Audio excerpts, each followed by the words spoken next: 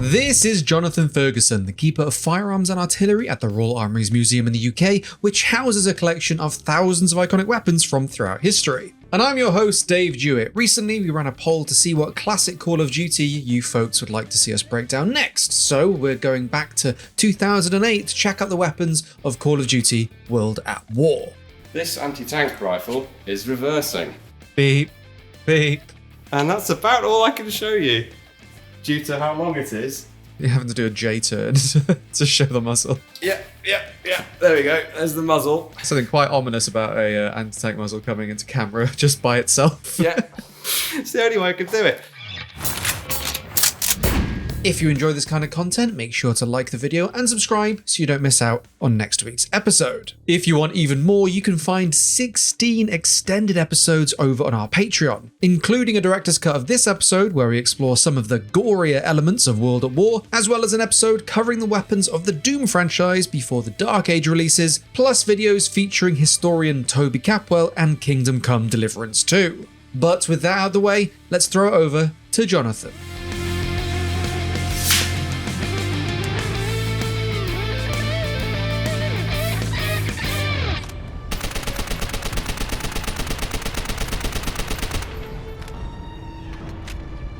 A classic. It is a classic. Going all the way back to 2008 with this one. I was just about to ask you when this came out, because I couldn't remember, and it is one that I played at the time. Not to give too much away, but there was a surprising amount of detail or, historical realization with some of the weapons in the game. Now I've calibrated my brain back to 2008, I am impressed that you can see the innards of this MP40.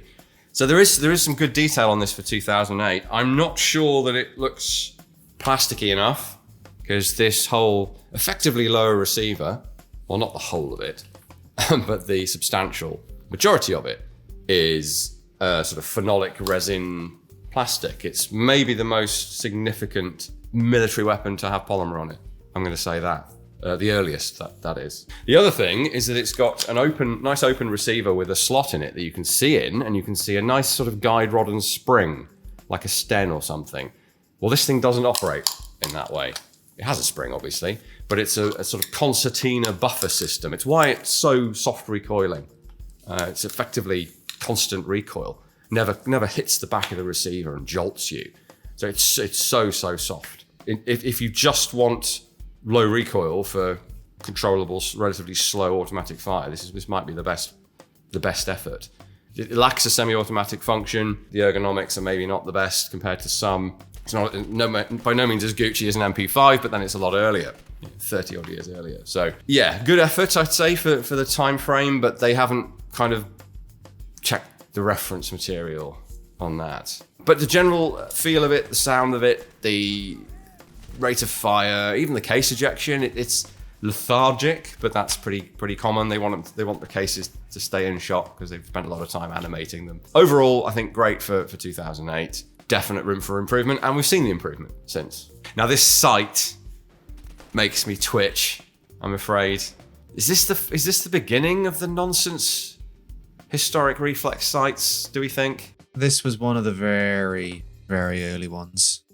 People had become so accustomed to red dot sights from COD 4 that there was space made for a World War II variant. And actually, in terms of plausibility, like the later sort of scaled down B-17 reflector gun sights, somehow miniaturized, powered and mounted on a small arm, that's something someone could have invented. It's not too far away from the Galilean optics that were designed for rifles. It's not that, but it's a single piece of glass lens with a reticle etched onto it, mounted on top of the gun. There's probably somebody who tried that even. In reality, it'd be a dumb idea because you just have to drop it once and the lens is broken.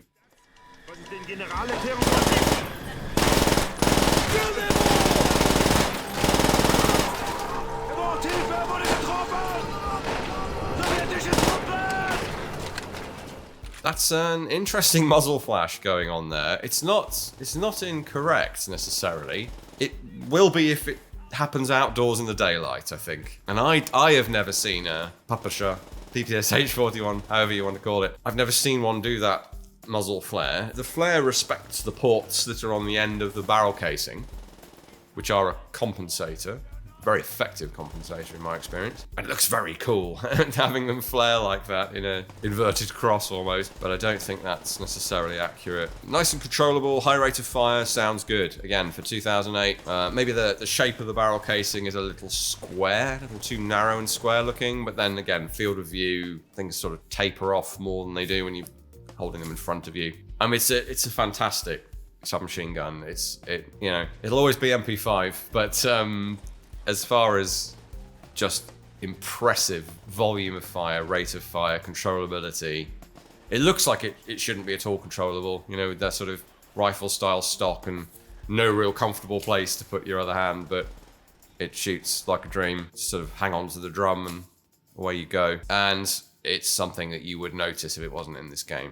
In particular, this kind of urban fighting. Problem comes with the reloading. Although the scale of the weapon in-game can be deceptive, and it kind of looks okay when it's in first person, the magazine doesn't look big enough in the hand. This player character has very large hands, let's put it that way. And it's quite an easy reload. I'd like to see a bit more muscling of the awkwardness of this thing.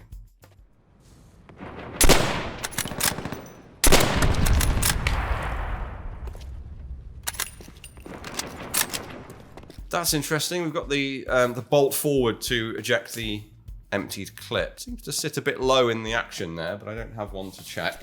We do have a Kar 98, but it's the sniper one. But really very good, very detailed for this period. And you get a sense of the limitations of a manually operated weapon in this kind of urban fighting. I mean, yes, you've got more distance here where this thing can do its thing, but you really do feel hampered compared to a submachine gun or an M1 carbine or something, or an M1 Garand for that matter. That's a great compromise of overall length, rate of fire, firepower, distance / accuracy.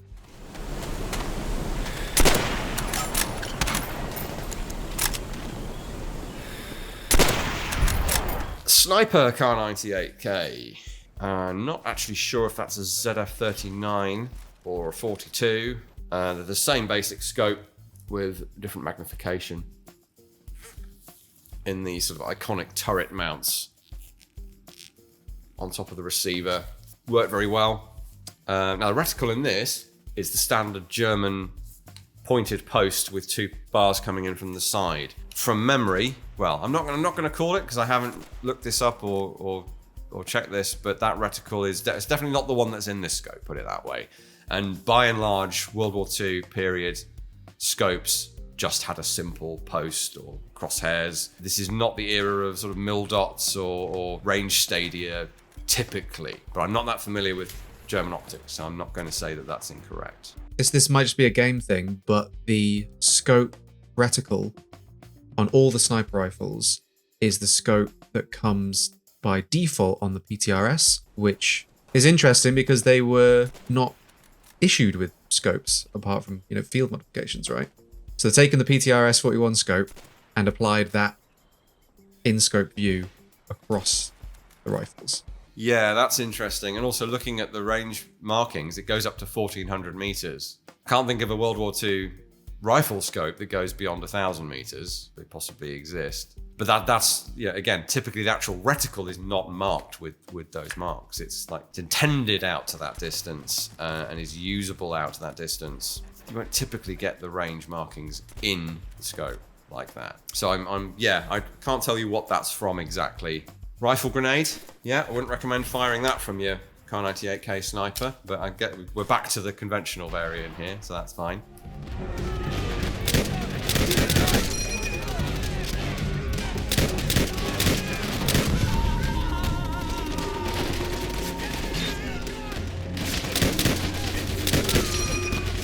There's the ping.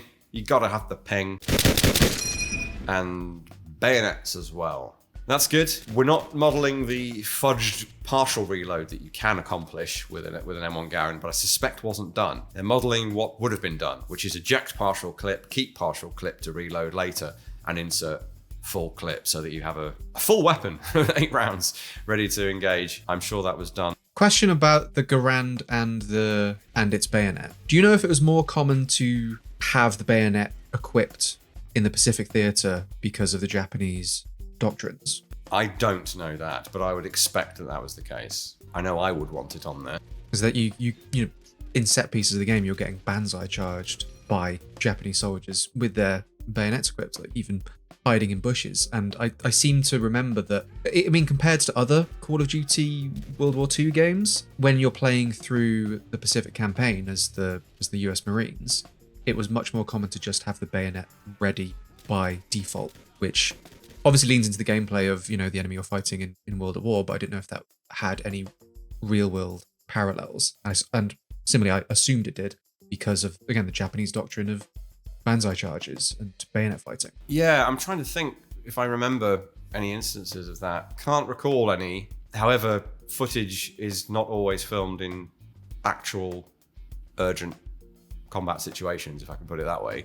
Some of it was, for sure. There's plenty of brutal combat footage out there from the Pacific. I don't remember, can't call to mind any instances of bayonets being fitted. I would be stunned if they weren't, and if you were expecting to receive the enemy, or for that matter, to actually assault a position, I'd be stunned if they weren't fitting bayonets. The advantage of the Garand is it's relatively short compared to some rifles, and of course they factor in shooting with and without bayonets, so they're going to know what their point of impact roughly is going to be. And if you're going to be assaulting or receiving an assault, that doesn't matter anyway. So yeah, I think you're going to have the bayonet fitted in those kind of desperate life or death situations that games like this are representing. Very likely in this scenario that you'd have the bayonet fitted. So the fact that you can even do that is great. Yeah, I'm sure a lot of our viewers are aware of this, but the infamous ping is really not a thing. Might have happened the once, and then it became this sort of trope storytelling, you know, myth making. But in any kind of, the only scenario where you'd be able to hear it is where you've got a handful of soldiers fighting a handful of soldiers, or one soldier or whatever, and there's a real lull in combat and it's quiet as heck, and you hear a gunshot, and you're not probably going to hear the ping of it coming out because of the report of the rifle. You might hear the clip hit the deck, and in a 1 in a million scenario, that might be significant. Otherwise, not. If you're a fan of World at War, we've got an even longer, deeper episode over on our Patreon. Over there, you can also get early access to next week's episode, where we cover the weapons of the Doom franchise before the release of Doom: The Dark Ages. In fact, we've now got a library of over 16 extended Director's Cut episodes, and each and every one is available to extended edition tier patrons. Perfect for those who want to binge a few hours of top tier content. You can find a link to our Patreon in the description below. Each patron helps keep this project alive. It lets us do cool stuff and bring you more cool content. So thank you to everyone who chooses to support, but whether you follow along on YouTube, follow our Patreon, thank you for watching, thank you for liking the video, subscribing, all of that good stuff. And now I'll get back to the video. Now, load your rifle, but hold your fire. Wait until the bombers are directly overhead. The sound of the engines will drown out your shot. Ready? Shoot now! Again! He's a very stern-looking chap, isn't he? Voiced by Gary Oldman. Gary Oldman? Yeah, that's Gary Oldman's Russian accent. Sniping your enemy is like hunting any other animal. No way! Yeah? I didn't realise we were getting A-list Hollywood voice actors in 2008. I mean, he will literally have phoned it in. But it's nice. Yeah, that's a much more typical Second World War era scope reticle. This is our enemy at the gates moment, I guess. In my mind, they're so married together, the enemy at the gates scene and the World at War version of the scene. And then I looked at the dates and I was like, wait a minute, they're actually like 7 years apart. But in my brain, it's like much closer than that. 7 years? Yeah, Enemy at the Gates came out 2001. Oh my god, it did. Yeah. Yeah, wow. But it made such a mark on popular culture that it's the scheme of things, that's not very long. It's longer than I realised, for sure. I know there's a lot of hate for Enemy at the Gates. I got some stick in the comments at History Hit for even partially agreeing that anyone would run into the attack without a rifle in that completely made up scene. in Enemy at the Gates. All I said was that there were civilian battalions where that is recorded as having happened. Speak to the historians about that. There's always some truth, not always, but there's usually some truth underpinning these pop culture myths. That's what I was trying to get across, but some people didn't appreciate the nuance there. Something I noticed just replaying this, you see we shot the flamethrower trooper, obviously explodes because it's a video game, but he's using an M2 flamethrower, an American M2. Ah, well spotted. Yeah, I guess they didn't want to model multiple flamethrowers. Because there's very little reason to when you're seeing them from that far away. Probably, yeah. And you never know, captured weapons, do get used. It's not a huge deal in the scheme of things. On the flamethrowers blowing up thing, I'm sure they did blow up, but I think they would more brew up than blow up. Like burning fuel bursts everywhere. Not a fun time. You literally don't want your arse literally on fire because someone has ruptured one of your fuel tanks. What I don't think is going to happen is the big Hollywood fireball explosion that kills the user and everyone around them. But who knows? Maybe it happened. 1 in a million shot with a spark could cause an explosion. It's not going to happen every time, as we see deployed as a gameplay mechanic in this and elsewhere.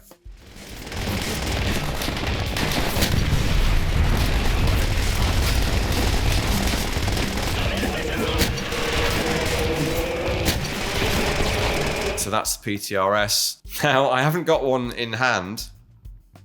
I'm sure I could. Shall I try and pull that off, Dave? Do you think is that what the people want? Well, now you said it, I think you have to. All right. I will then explain, or graphically, why manhandling this thing and firing it from the shoulder or the hip is a bad idea. Right. This anti-tank rifle is reversing. Beep, beep. Now I have to be very careful with this because the butt pad is deteriorating. Hopefully you can see by the trouble I'm having here in showing it to you that it's really not very practical. So there's the butt end. There's the middle. And that's about all I can show you due to how long it is. I'd have to go out and spin. Let's do that. Spin it around. You have to do a J-turn to show the muzzle. 3-point maneuver to get the rest of the weapon in shot. Yeah. There we go. There's the muzzle. Something quite ominous about a anti-tank muzzle coming into camera just by itself. Yeah. It's the only way I could do it. So we can get as far as that and show you the bipod. You've now seen the whole thing. Clearly I can lift it, but I really wouldn't want to carry it very far. So let's put that down on the deck. Well, actually, before we do that, note the lack of scope before my muscles give out and I put this down.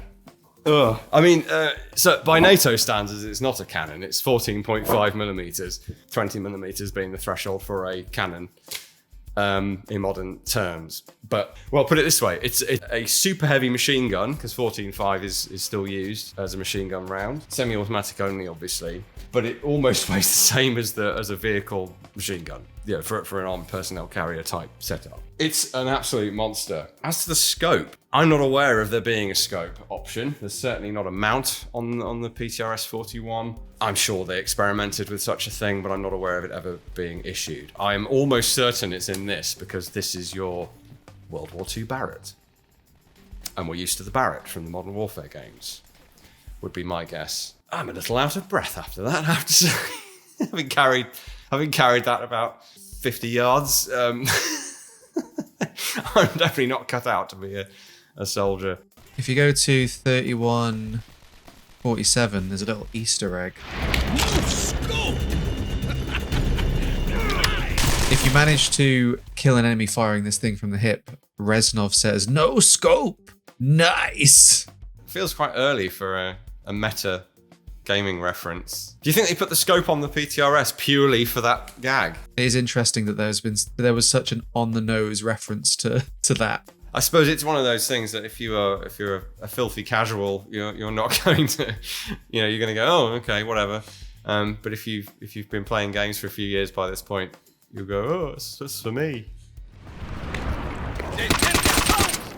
There too will find only death.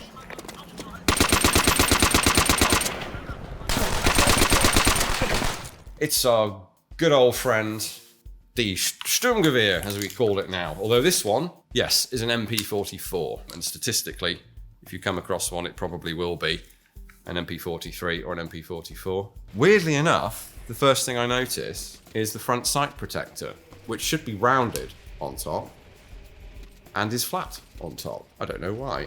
You often run across these where the sight protector has been knocked off, same for the Kar 98, which has the same setup, because it's just clipped on there, and if you knock it against something, it goes pinging off, and then you've lost it. And so a lot of them are missing them. It's funny how slim the STG looks from the FPS view.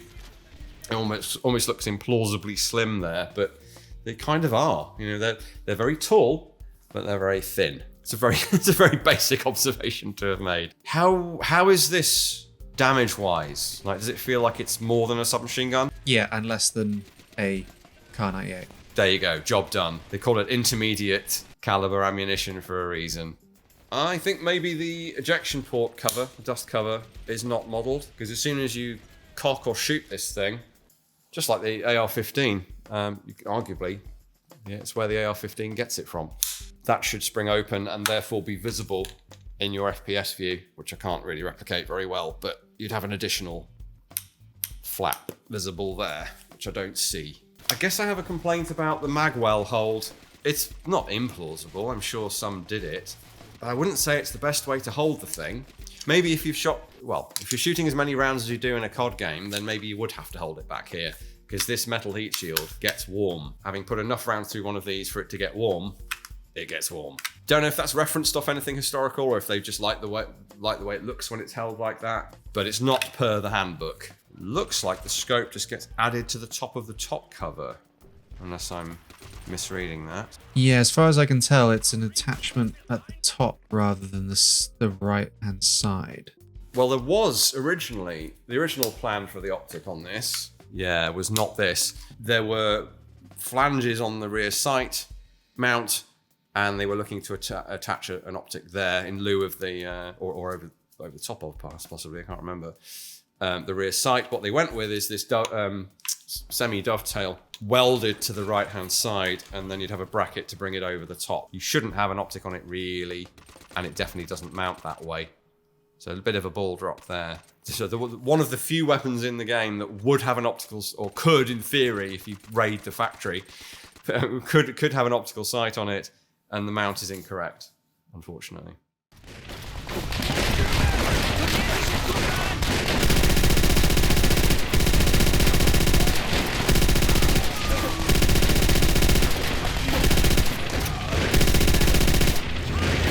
And what World War II game would be complete without the ability to both get shot at, by, and to shoot an MG42 with some barbed wire? I think that rate of fire might be a bit slow, you know? That sounds more like 900-ish, not 1200-ish, which is what it should be. Yeah, that's too slow, which is surprising and a shame, considering how iconic this thing is. The in-game rate of fire is 937 RPM. Well, there you go. I promise I didn't look that up. You get the sense, you know, of what it's capable of. Maybe. I don't know if it's... And the heat mechanic is interesting. It cools down way too fast, obviously. This thing's biggest sin is its reload. Which, okay. again, when I first played it, probably didn't even think twice. But now... I don't think I did. Sticks out like a bit of a sore thumb. All right, let's have a look. Yeah. You can't just shove a belt box on, cock the handle and crack on, I'm afraid. You do need to lift the top cover, place the belt in place, lock the top cover down. They must know about the top cover. I think that's been done to not inconvenience the player, I think. Doesn't matter how emphatic the shove is. You can't magic the belt across the feed pole. And then that emphatic shove means you have to sort of wriggle it free when it's yanked out. That's not how this works. I don't think I need to break down that it doesn't insert, like, it's not a drum magazine. It's a belt box for a drum. So it hooks onto the gun. The belt is dragged out and through the gun manually initially, and then the gun obviously pulls it through on firing. They've treated it like it's a magazine, drum magazine.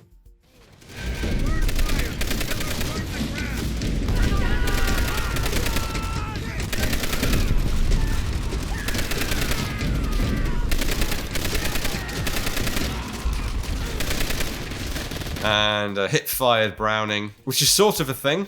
I mean, it's very much a thing, actually. The A6 model, which I do have here. So, very heavy and unwieldy. This is essentially a medium machine gun, but the A6 was essentially a kit with a quite heavy, actually, pivoting bipod and this very distinctive flared buttstock and pistol grip setup with the trigger in front. So really a sort of expedient design, I would say. An attempt to give more organic firepower at a lower level so that you're not dependent on a whole gun team with a tripod. A couple of you can run this thing like a light machine gun, but really not ideal. And I'm absolutely certain there are accounts of guys hip firing this thing and winning a medal, or being awarded a medal, but it's not the standard situation by any means, and you would have to be you'd have to eat a lot of Wheaties or Weetabix in order to be able to pull off what we're seeing here. I appreciate the detail of having the cloth wrapped around the barrel so the character doesn't burn his hand. Yes, at least we have that. We have a nod to how hot this would get. It does have the barrel jacket, perforated heat shield, but it's not designed to be grasped nonetheless. And with the amount of firing we're seeing here, it would still be very, very hot indeed.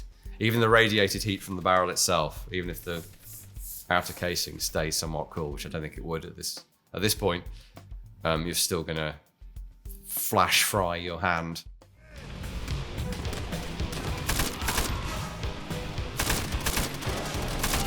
Clear out the trenches.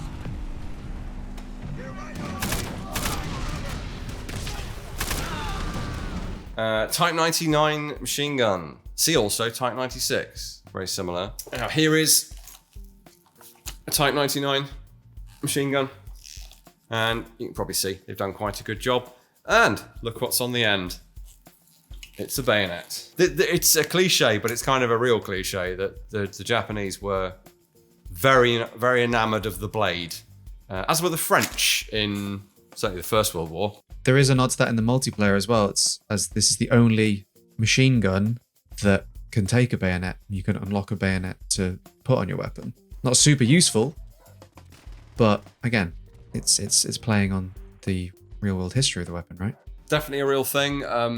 It shows their intent with their idea of an LMG was that it absolutely does go forward in the assault and maybe even leading it. Technically speaking, I think it's a good job. We maybe have the direct insert magazine problem that guns sometimes do. By the way, there's a handy dandy cover for the magazine opening there, which is not on the Bren. And a great big magazine catch there. Absolutely stonkingly huge for some reason. You're kind of having it come straight in on the reload, and really, as much as the Bren, you need to rock it in for it to go in.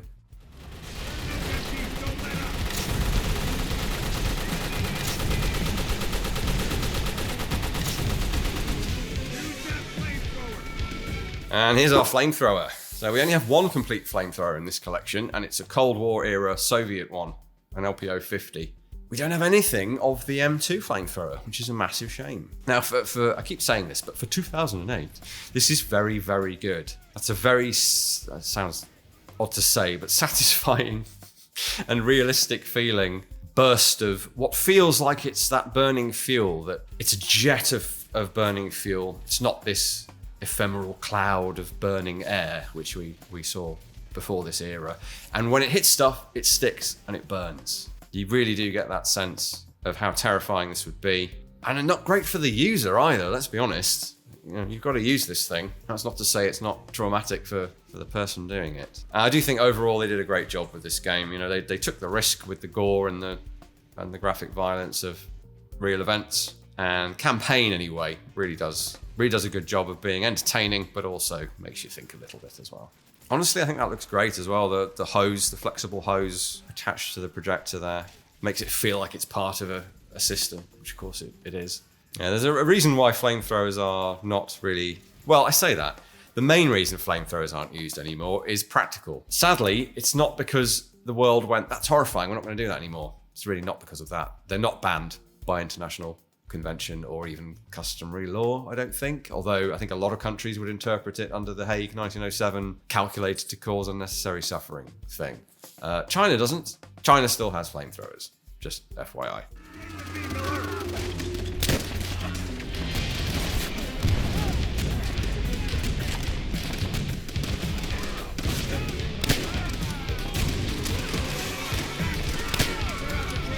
course, you need your default Japanese rifle. It's the Type 99. This thing goes through some changes. We actually have a couple that are what we typically call last ditch, where they're very, very basic and crude because resources are running out, time's running out. Things like wooden butt plates. Really light rifles, these. I've actually never fired an Arisaka, but very light, nicely balanced. I don't know how accurate they are relative to other things, but they give us a sort of a nice distinctive look as well because of that circular cocking piece and that, in this case, that sort of ovoid bolt handle as well on the early guns. You know you're behind a Japanese rifle, or something different if you don't know it's Japanese. But especially good in terms of the sort of Japanese tradition, as it were, of fighting, that it's in a game where bayonets are such a big deal. Remains in defense of each building. Yes, Commissar. You heard him, comrades! To the left! We are in the fight hours of Berlin's downfall. We must all play our part. Ah, nice. Yeah, this set piece with the artillery being put into position and fired. Another thing, a surprising amount of detail has gone into these animations and this set piece.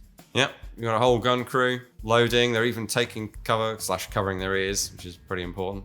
So you don't get to take part, but you get to see something. You get to see a crude weapon operated. It's the kind of thing that, you know, in the game you just go past. Like this just happens, and you're already rooms ahead. You're beyond this point.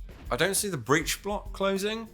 They're animating it being closed, but then I don't see it actually. Like, I don't think you're meant to scrutinize it to this degree. But there's a lot of detail going on for what is essentially a background animation. Yeah, that's a fun one because it's one of those scenarios where I did play it, but it's a hell of a long time ago. So like misty memories of having played it, and of course what stuck with me is the graphic violence more than anything else. But overall, I think they did a really good job for that time period on basically everything that we've just seen.